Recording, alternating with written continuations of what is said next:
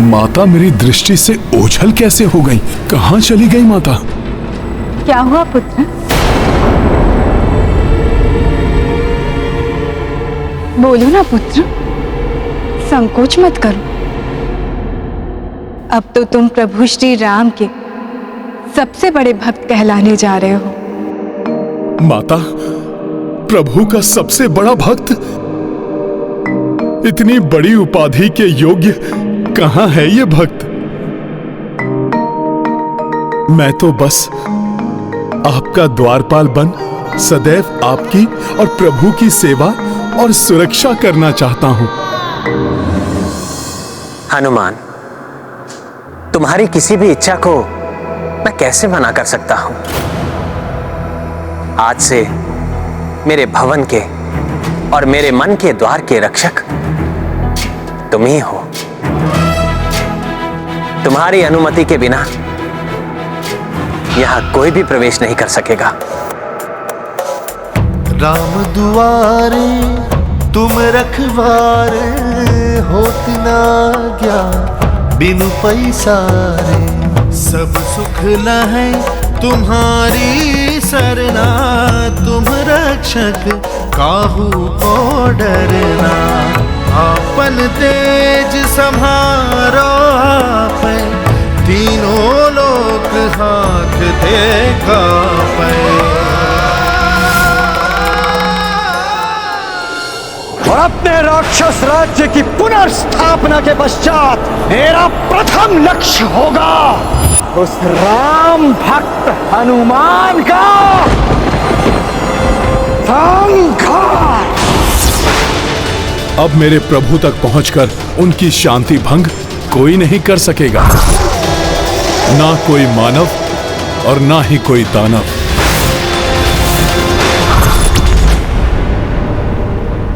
धन्यवाद प्रभु, जो आपकी कृपा से मुझे सदा आपके निकट रहने का सौभाग्य प्राप्त हुआ। अब तो प्रभु को किसी भी वस्तु की आवश्यकता होगी, ये द्वारपाल शीघ्र ही उनकी सेवा में उपस्थित हो जाएगा। प्रभु तो बड़ी दूर से आए हैं, उन्हें भूख भी लगी होगी। इतनी लंबी यात्रा, भूख तो लगी होगी ना रघुनंदन। मैं लाती हूँ कुछ भोजन सामग्री।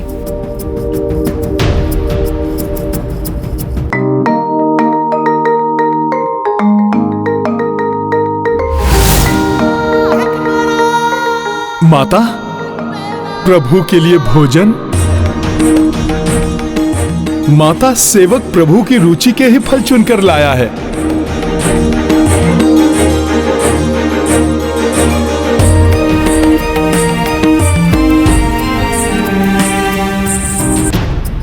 इतनी दूर से आए हैं, क्लांत होंगे, पाँव दबा दूंगी तो इन्हें कुछ सुख मिलेगा। प्रभु, आपके पांव दबा देता हूं, आपको आराम मिलेगा और आपके भक्त को भी प्रभु सेवा का आनंद और सुख मिलेगा।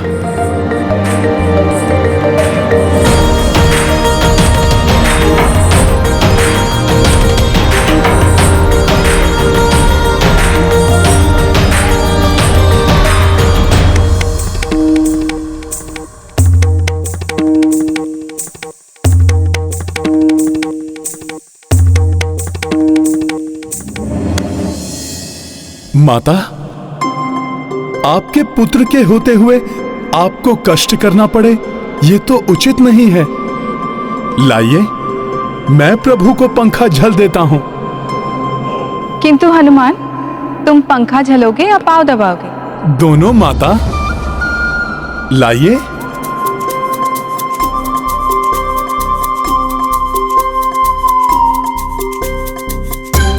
सखा,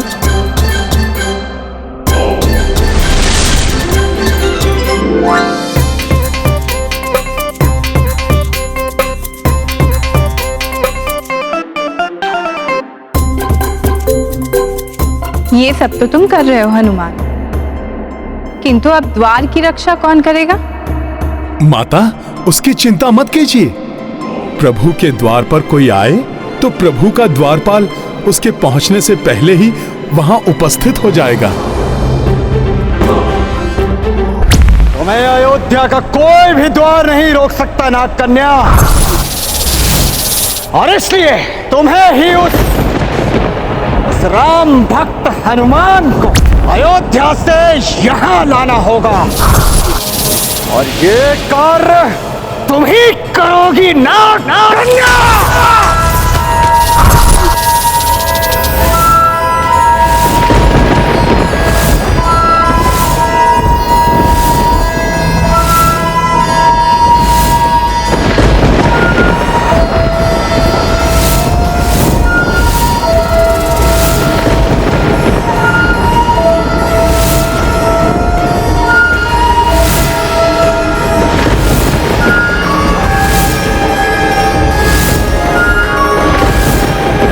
बोलो, करोगी ना ये कार्य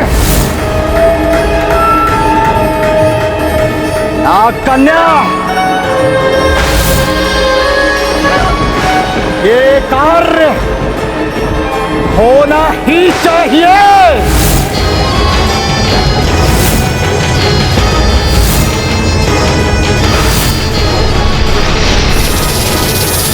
राम सेवक हनुमान, तुम्हारे ही कारण, आज तक तुम्हारे ही कारण सभी राक्षसों का संहार होता आया है, किंतु अब तुम्हारा संहार करेगा रक्त रोग, सबको करेगा हो।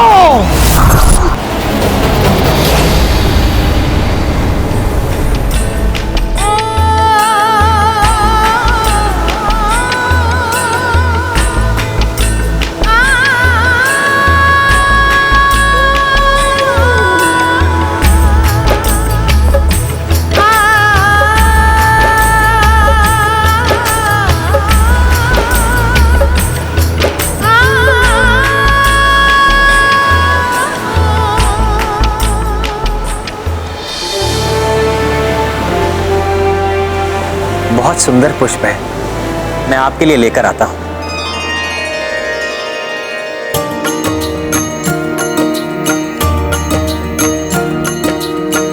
भक्ति अपार करे हनुमाना, रात्र दिवस कछु भेद न जाना। राम सिया एकांत न पाई, सेवा मह डूबे कपिराई। राम सिया राम जय हनुमान, कबहू पुष्प सिया रुचि लाए, नैया खेवे गिरि को उठाए। किंतु ध्यान मह ये भी पीड़ा, राम के संग दिखे नहीं सीता। सिया राम जय हनुमान, राम सिया राम जय हनुमान। ये गाथा महाबली हनुमत की, रुचिकर लीला राम भगत की। जय जय जय रघुनंदन राम, जय जय जय महाबली हनुमान। ये कैसी माया है? माता सीता तो प्रभु श्री राम के साथ ही हैं, फिर क्यों बार बार माता मेरी दृष्टि से ओझल हो रही हैं? संभवतः ये मेरा कोई भ्रम ही है।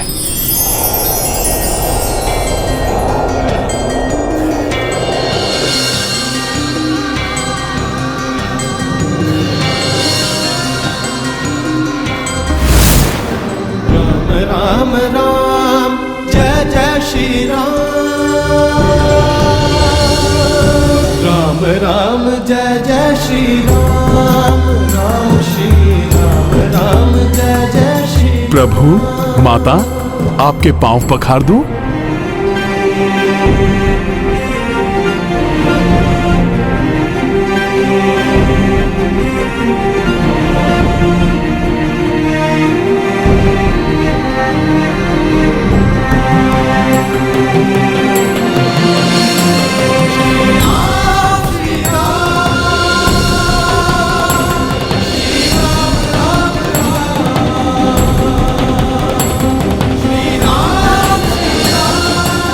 प्रभु, जल आप दोनों के लिए। भोले भाले हनुमान का सेवा भाव देख के अच्छा तो लगता है, किंतु इन्हें कैसे समझाएं कि स्वामी की सेवा करने का आनंद हमें भी तो लेने दे।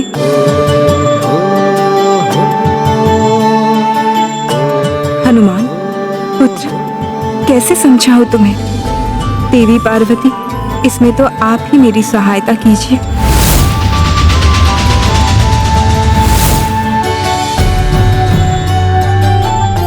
माता, आप भी जल ग्रहण कीजिए।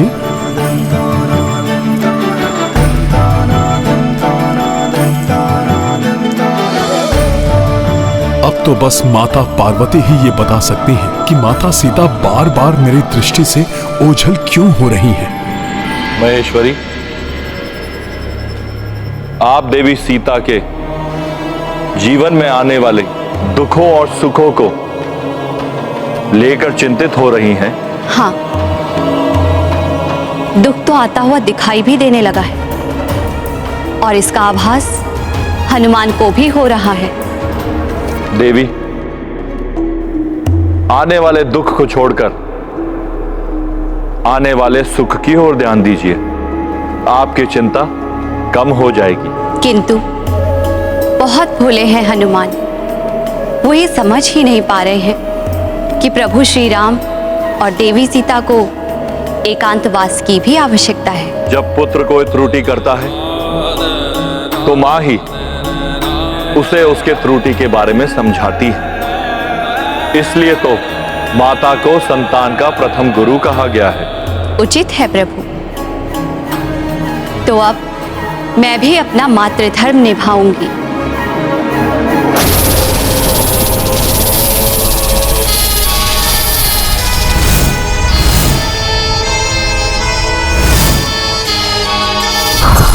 हनुमान, आ रही हूं मैं।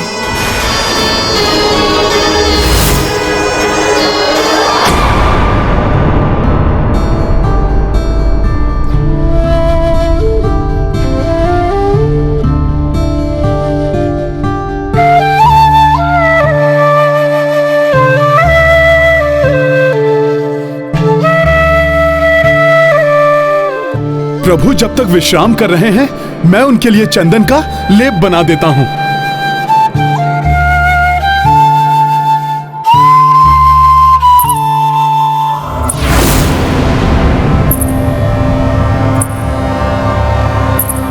ये क्या, ये छन छन की ध्वनि?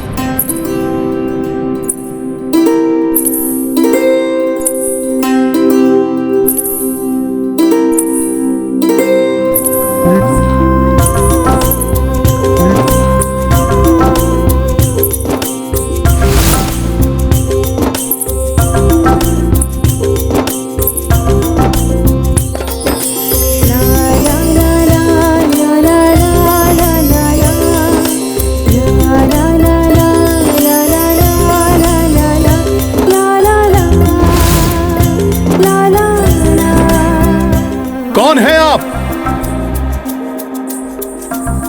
इतनी रात्रि को आप यहां क्या कर रही हैं?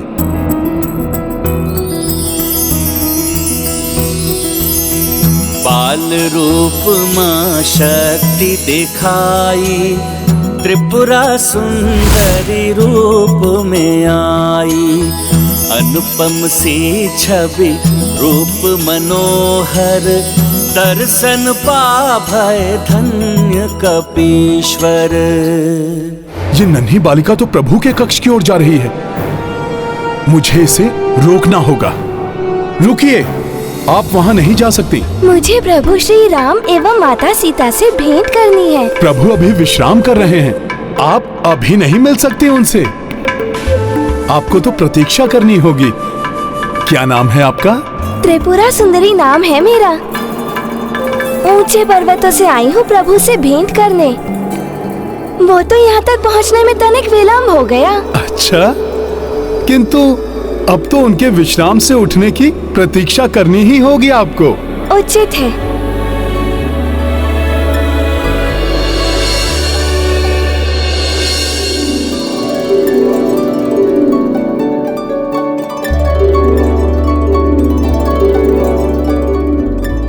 अरे वाह, चंदन का लेप प्रभु श्री राम के लिए है ना?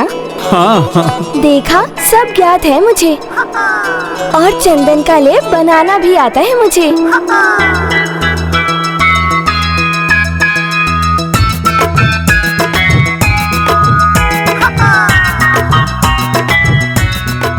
ये चंदन बहुत ही शीतल होता है ना? हाँ, इसीलिए तो इसे माथे पर लगाते हैं। ऊंचे पर्वतों पर आने वाले साधुओं को तो हमने पूरी देह में चंदन का लेप लगाते हुए देखा है। हाँ।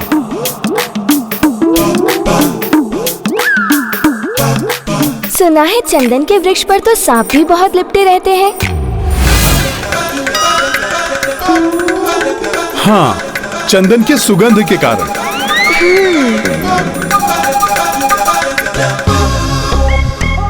अरे रुकिए रुकिए, ऐसे नहीं, पहले इसमें केसर मिला दें, फिर इसे पात्र में एकत्रित करें। सहायता करते करते तो ये निर्देश भी देने लगी, न जाने आगे क्या क्या करेगी।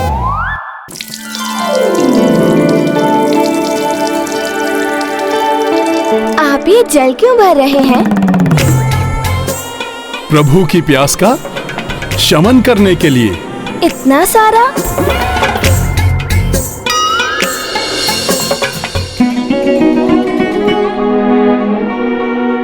भोजन के लिए ये अभी अभी लाए हुए नवीन निर्मल फल ही क्यों प्रयोग करते हैं? क्योंकि नवीन निर्मल फल स्वास्थ्यवर्धक होते हैं।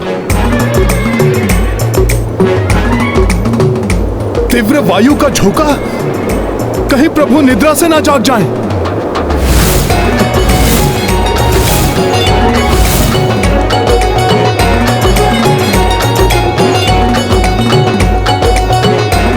इतनी तीव्र वायु क्यों चलती है और ये दिखाई भी नहीं देती? ऐसा क्यों? बहुत प्रश्न करती है ये, कैसे पीछा छुड़ाऊं इससे।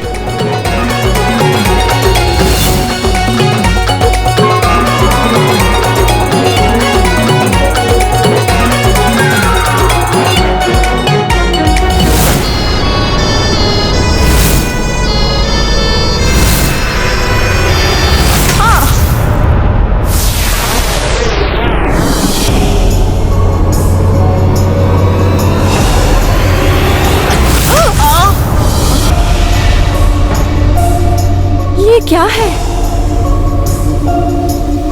देखती हूँ।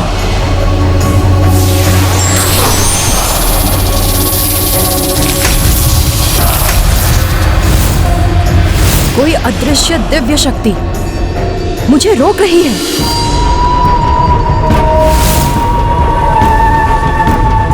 ये वानर अवश्य यही हनुमान है।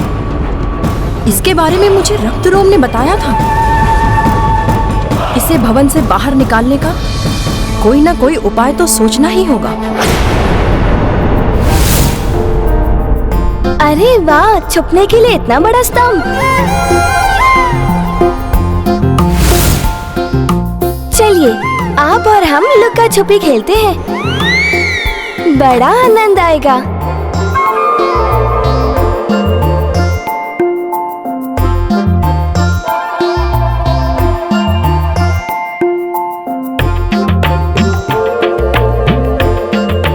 निद्रा आ रही है, किंतु क्या आप बैठे बैठे निद्रा लेते हैं?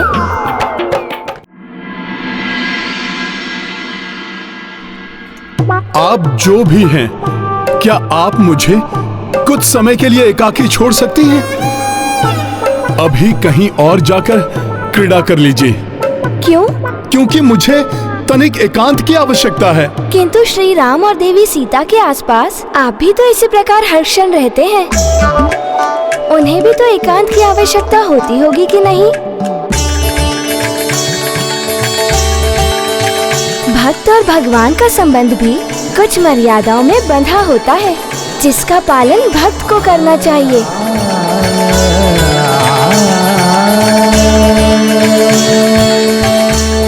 मैं समझ गया, आप कोई साधारण बालिका नहीं हैं। आप अवश्य ही कोई देवी शक्ति हैं।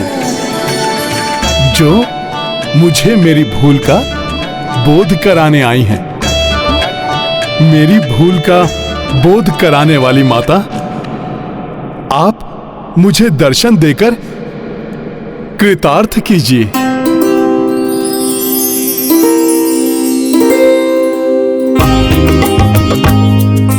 प्रणाम माता। मैं प्रभु को अप्रिय न लगने लगूं, इसीलिए आपने ये सारी लीला की ना? हनुमान, श्री राम ने नर अवतार में जन्म लिया है। अन्य मनुष्यों की भांति श्री राम को भी संबंधों का निर्वहन करना पड़ता है। वे तुम्हारे इष्ट हैं तो लक्ष्मण आदि के भ्राता भी हैं। वे माताओं के पुत्र हैं तो प्रजापालक राजा भी हैं। देवी सीता के पति भी हैं। एवं पति पत्नी का संबंध बहुत ही निज होता है, उसमें किसी अन्य को हस्तक्षेप नहीं करना चाहिए।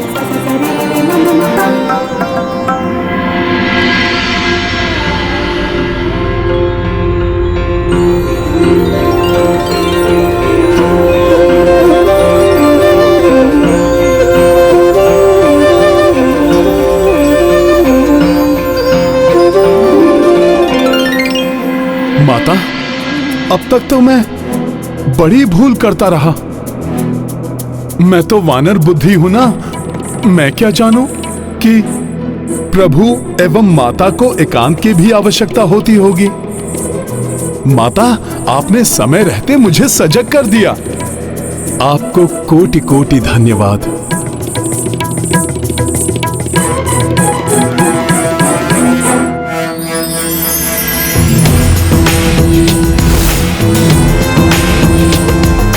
अब तो मैं प्रभु के पास तभी जाऊंगा जब वो मुझे स्मरण करेंगे। स्मरण तो मैं तुम्हें अपनी युक्ति और छल का करवाऊंगी हनुमान। तुम्हारे लिए ऐसा चक्रव्यूह रचूंगी जिसमें तुम फंसकर कभी अपने प्रभु के पास लौटकर नहीं आ पाओगे।